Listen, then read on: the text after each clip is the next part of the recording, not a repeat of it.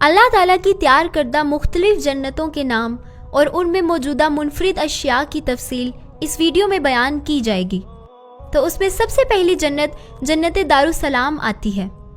اللہ تعالیٰ نے جنت کا نام دارالسلام رکھا۔ اس جنت کے بارے میں اللہ تعالیٰ قرآن پاک میں ارشاد فرماتے ہیں کہ مومنین کے لیے ان کے رب کے پاس دارالسلام ہے، اور ایک اور جگہ یہ ارشاد فرمایا کہ اللہ تعالیٰ لوگوں کو دارالسلام کی طرف بلاتا ہے۔ یہ جنت اس نام کی سب سے زیادہ مستحق ہے، کیونکہ یہ جنت ہر آفت اور مکروہ سے پاک ہے، اور یہ امن و امان اور سلامتی کا گھر ہے۔ یہ دراصل اللہ تعالیٰ کا گھر ہے، کیونکہ اللہ تعالیٰ کا نام سلام بھی ہے، جس نے اس جنت کو سلامتی والی جنت بنایا اور اس کے مکینوں کو محفوظ فرمایا ہے۔ پھر آتی ہے دارالخلد۔ اس جنت کا یہ نام اس لیے رکھا گیا کیونکہ اہل جنت ہمیشہ کے لیے اس جنت میں رہیں گے اور وہاں سے کبھی نہیں نکلیں گے۔ اللہ تعالیٰ قرآن پاک میں ارشاد فرماتے ہیں کہ یہ جنت تیرے رب کی وہ عطا ہے جو کبھی ختم نہیں ہوگی۔ اور تیسری جنت ہے دارالمقامہ۔ اللہ تعالیٰ اس جنت میں رہنے والے لوگوں کے بارے میں قرآن پاک میں ارشاد فرماتے ہیں کہ دارالمقامہ میں رہنے والے لوگ کہیں گے کہ اللہ کا لاکھ لاکھ شکر ہے جس نے ہمیں اپنے فضل و کرم سے ہمیشہ رہنے والے مقام یعنی دارالمقامہ میں لا اتارا، جہاں پر نہ ہمیں کوئی تکلیف پہنچے گی اور نہ ہی ہمیں کوئی خستگی پہنچے گی۔ چوتھی جنت کا نام جنت الماوا ہے۔ اس جنت کے بارے میں اللہ تعالیٰ قرآن پاک میں ارشاد فرماتے ہیں کہ جنت الماوا سدرۃ المنتہا کے پاس ہی ہے۔ عربی میں ماوا ایک ٹھکانے کو کہتے ہیں، یعنی اس سے مراد ہے رہنے کی جگہ۔ حضرت ابن عباس رضی اللہ تعالیٰ عنہ سے روایت ہے کہ یہی وہ جنت ہے جہاں تک حضرت جبرائیل اور حضرات ملائکہ جا کر رکتے ہیں، اور یہ وہ جنت ہے جس میں شہداء کی ارواح جا کر رہتی ہیں۔ جنت الماوا وہ جنت ہے جس میں سبز رنگ کے پرندے رہتے ہیں، انہی میں شہداء کی روحیں چلتی پھرتی ہیں۔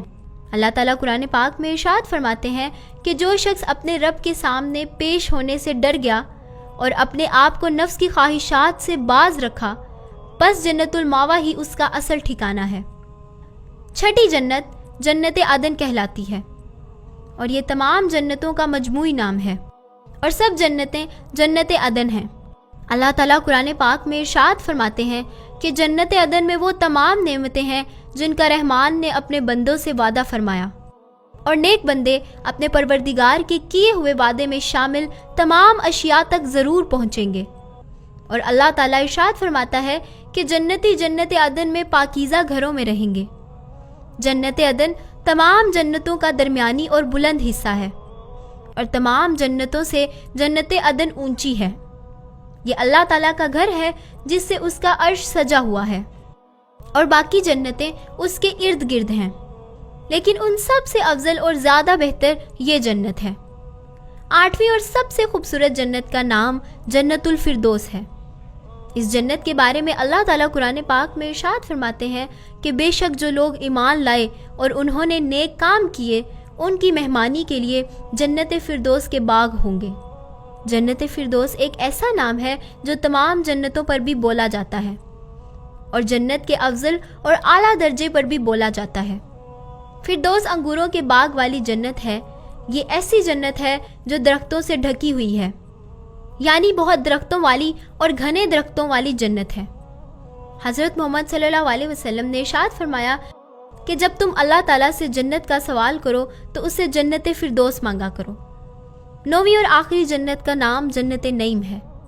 اللہ تعالیٰ جنت نعیم کا ذکر فرماتے ہوئے ارشاد فرماتے ہیں، بلا شبہ وہ لوگ جو ایمان لائے اور انہوں نے نیک اعمال کیے، ان کے لیے جنت نعیم یعنی نعمتوں والی جنت ہے۔ یہ بھی تمام جنتوں کا مجموعی نام ہے، کیونکہ اس جنت کے کھانے، لباس اور صورتیں، پاکیزہ ہوائیں، خوبصورت مناظر، وسیع کائنات وغیرہ جیسی ظاہری اور باطنی نعمتیں تمام اس جنت میں شامل ہیں۔